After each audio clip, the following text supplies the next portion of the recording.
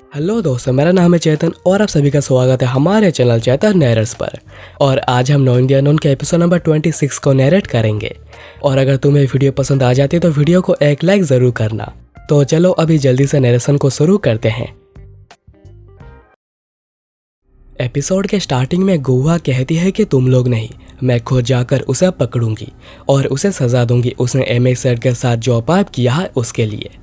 उसके बाद scene focus करता है फायर ड्रैगन रूम के ऊपर, जहां पर पियोल आके उनके लोगों को पीट रहा था जो कि सोचू को मार रहे थे। पियोल कहता है कि जगह बिल्कुल भी नहीं बदली है, अभी भी तुम लोग यहाँ पर मारने के लिए हथियार बनाते हो और यहाँ पर ये लोग तुम्हें मार रहे हैं ये सोचकर कि ये सभी नोबल हैं। और वो सोचू को कहता है कि चलो बताओ मुझे इनका क्या हल करना चाहिए। सोचू कहता है कि तुम जो भी चाहोगे मैं वही करूँगा, बस तुम इन लोगों को यहाँ पर ही मार दो। पियोल कहता है कि ठीक है, और उसके हाथ में जो लड़का था उसके हाथ को वह मरोड़ कर तोड़ देता है। और फिर वो अपने फैंटम ब्लेड को बाहर निकालता है और कहता है कि यह तुम्हारी चॉइस है तो इसे अच्छे से देखना। पियोल फिर उस आदमी को फाड़ कर वहीं पर ही मार देता है, जो देखकर सोचू के चेहरे पर एक मुस्कुराहट आ जाती है। दोनों फिर वहाँ से जाने लगते हैं और जो भी उनके सामने आ रहे थे पियोल उन्हें कुत्ते की तरह मार रहा था। पियोल कहता है कि तुम्हें कैसा लग रहा है, यह सब तुम्हारे बनाए हथियार से ही हो पा रहा है। सोचू कहता है कि यह तो सच में काफ़ी अमेजिंग है और मुझे बिल्कुल भी बिलीव नहीं हो रहा कि मेरे बनाए हथियार से इतनी ज़्यादा पावर भी निकल सकती है, पर तुम्हारी वजह से ही आज मैं अपना बदला ले पाया हूँ और तुम्हें मेरी ज़रूरत होगी, क्यों है ना। और वह पियोल के सामने नील डाउन करके कहता है कि मैं तुम्हारी आखिर किस तरह मदद कर सकता हूँ। उसके बाद सीन फोकस करता है किंग चेंग में, जहाँ पर सीनियर ब्रदर जिनका नाम है मूजियोंग वो दौड़ा दौड़ा कर थंडर क्लान के लीडर ताई को मार देते हैं। उनके पीछे एक सेज मुआ आ जाते हैं जो कि पीछे ही आ रहे थे उन्हें रोकने के लिए, पर वो रोक नहीं पाते। और वो कहते हैं कि मूजियोंग आखिर तुमने सेक्ट लीडर ताई के साथ ऐसा क्यों किया। तभी वहाँ पर किंग चेंग सेट के लीडर मूरियोंग आ जाते हैं और वो अपने सामने ये सब होता हुआ देखकर समझ नहीं पा रहे थे कि यह सब आखिर कैसे हो गया। मूजियोंग आखिर तुमने ये सब क्या कर दिया। मूजियोंग कहते हैं कि क्या आपको इसका रीज़न नहीं पता है, क्योंकि उसकी वजह से ही चियोंग मारा गया है। पर लीडर मूरियोंग कहते हैं कि चियोंग की डेथ इसकी वजह से नहीं हुई थी, पर मूजियोंग यह बात मानने को तैयार नहीं थे और वो कहते हैं कि इसका कारण यही था जिसकी वजह से चियोंग को चेंगडू जाना पड़ा था। मूजियोंग फिर कहते हैं कि मैं अच्छे से बता रहा हूँ ताकि आप समझ पाए, मैं किसी की भी जान को नहीं बख्शूंगा जो भी इससे जुड़ा हुआ होगा। और मूजियोंग के इंटेंस किलिंग इंटेंट को देखकर मूरियोंग काफ़ी ज़्यादा चिंता में आ गए थे और उन्हें समझ में नहीं आ रहा है कि आखिर 7 साल पहले अंडरग्राउंड कैब में क्या हुआ था जिसके वजह से वहाँ से आने के बाद ही मूजियोंग ऐसे हो गए हैं। मूजियोंग फिर कहते हैं कि 7 साल पहले एमएक्स सेट की वजह से ही हम लोगों ने गुसेंग को खो दिया था और आज हम लोगों ने चियोंग को खो दिया। किंग चेंग सेट का फ्यूचर पूरा डिस्ट्रॉय होता जा रहा है। मूरियोंग उन्हें समझाने की कोशिश करते हैं तो मूजियोंग कहते हैं कि मैं खुद को और रोक नहीं सकता। मैंने पहले आपकी बात सुनी और खुद को रोक के रखा, पर उसका परिणाम क्या हुआ। प्लीज़ मुझे और मत रोकिए, मैं अपने सामने इन चीज़ों को होता हुआ देखकर इन्हें और अनदेखा नहीं कर सकता। और वो कहीं निकल जाते हैं। मुहुआ कहते हैं कि अगर मूजियोंग जिनपियोंग को ज्वाइन कर लेते हैं जो कि गुसेंग के डैड है तो प्रॉब्लम और भी ज़्यादा बढ़ जाएगी। और मूरियोंग के बातों से हमें पता चलता है कि जिनपियोंग पिछले 7 सालों से अपने ही घर में बंद हैं, वो उसके बाद से कभी भी बाहर नहीं निकले हैं। और रिसेंटली अभी जो भी हुआ है उसके बाद भी जिनपियोंग से कोई भी मूवमेंट देखने को नहीं मिली है।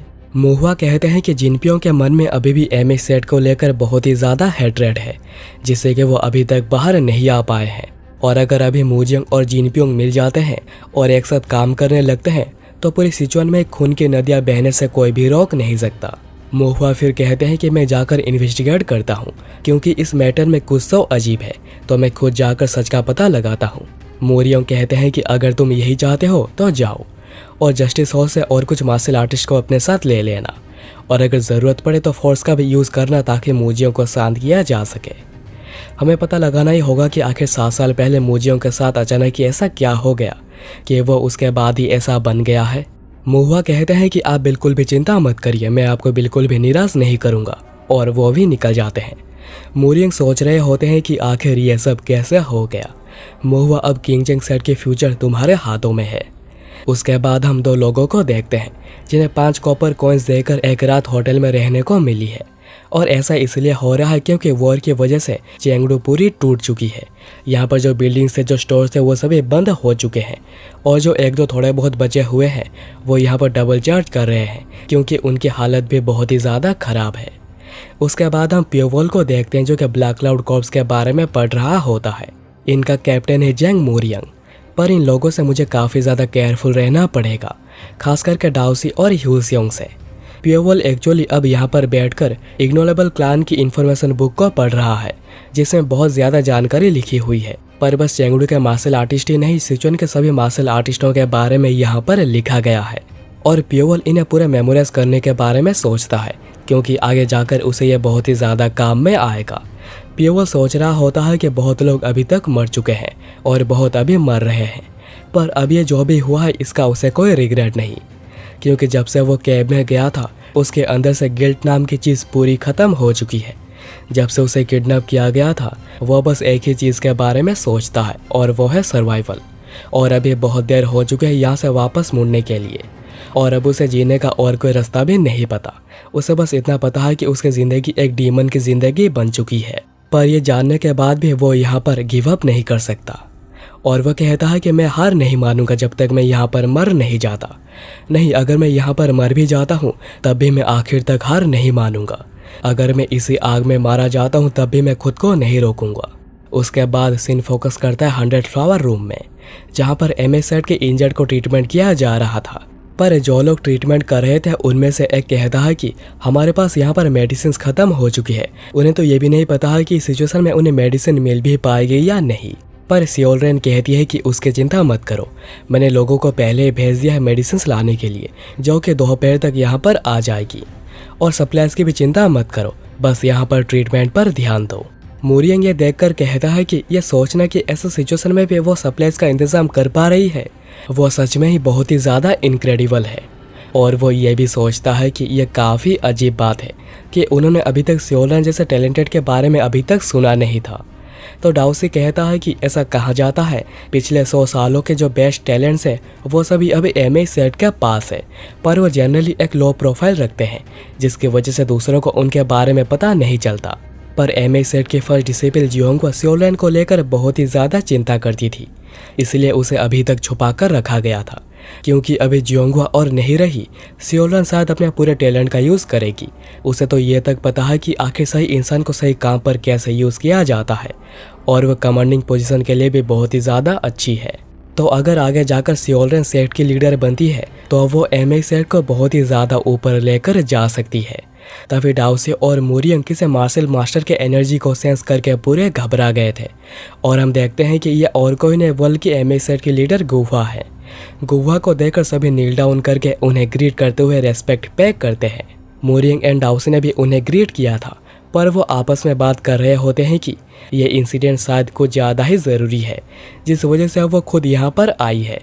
तो डाउसी कहता है कि आफ्टर ऑल यह बहुत ही बड़ी बात है।